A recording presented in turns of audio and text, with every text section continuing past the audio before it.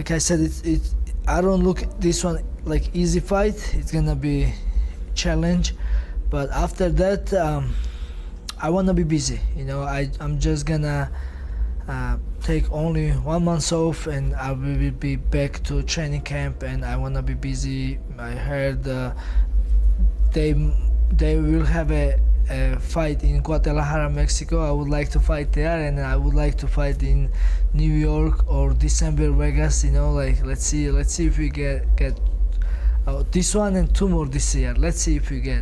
Two more. I mean, Okay. yeah, I'm willing.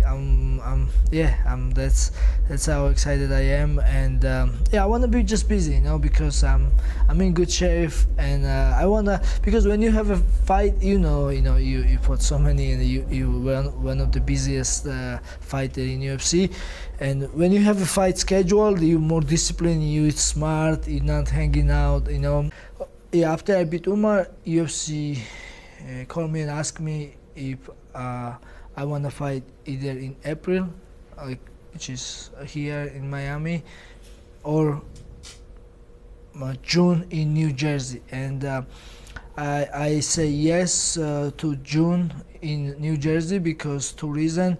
First reason, this way Sean has a more time to recovery, and the second reason is New Jersey is like it's gonna be like my home because I used to live in New York. I used to training there. I used to represent my Serra Longo team, and lots of Georgian community lives in New York, New Jersey, Philadelphia area, and it's gonna be like my home.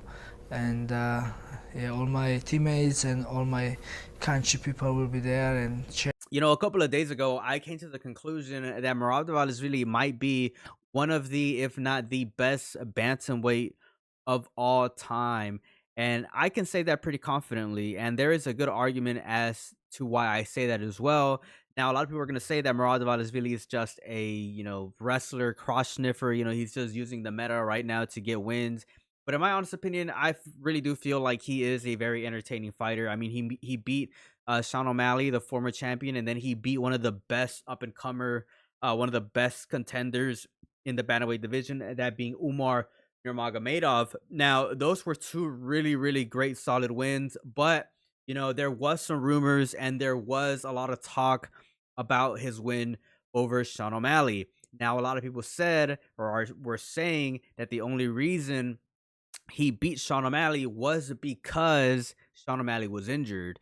Now, I have not found anything on the internet that pretty much confirms that, but there is some rumors going on, and there were some rumors back then as to why Sean O'Malley had that really, really bad performance and was getting dominated the way that he was whenever he was fighting Merab. Now, it's crazy that the UFC just let that happen because, in my honest opinion, even though, yeah, Sean O'Malley could have been possibly injured going into the fight with Merab, he freaking got dominated. So I just didn't really expect the UFC to give him a rematch because, in my honest opinion, I just don't really think that he deserves it. But I mean, it is what it is. It's a big money fight. I hope that we do see a better performance from Sean O'Malley now that he has the time, and pretty much he's been laying on the couch for, I don't know, when was Noche UFC? I think that fight was like 10 freaking years ago. So obviously, Sean has all the time to recover right now.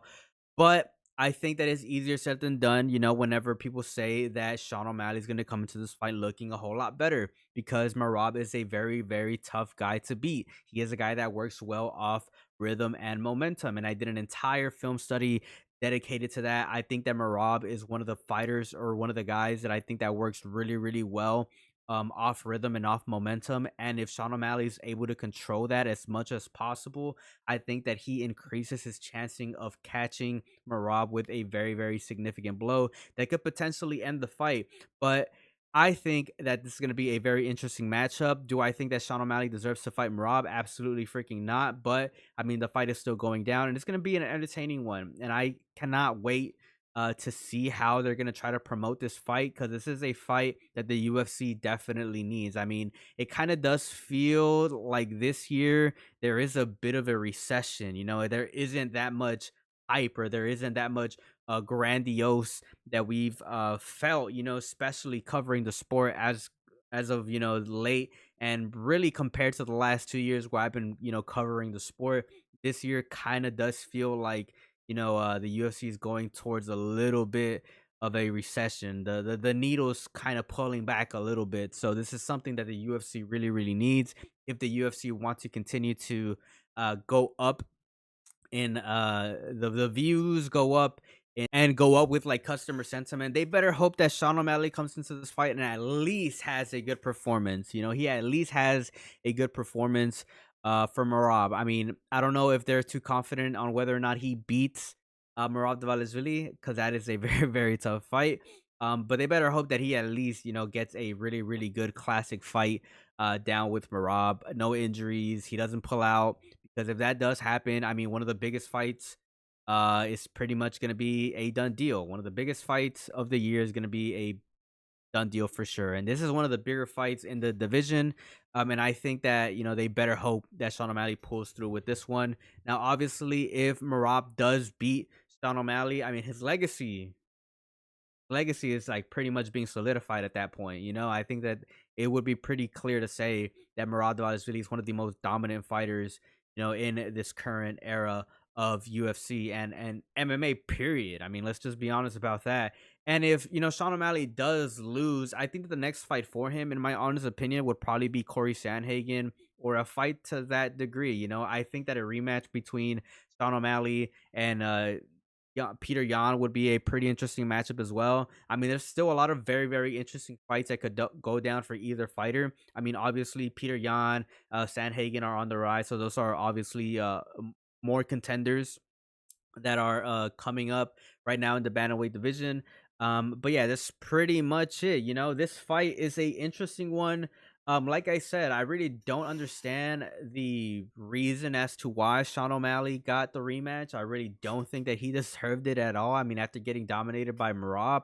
But I mean, this fight is happening. And like I said, the fight needs to happen and needs to be a good fight, because as of late, the UFC kind of does feel like it's headed towards a little bit of a mini recession. So they better hope that this fight delivers, which I think it will. I definitely do think it will. But let me know your thoughts down in the comment section below, ladies and gentlemen. As always, it's a pleasure. Peace out and have a good one.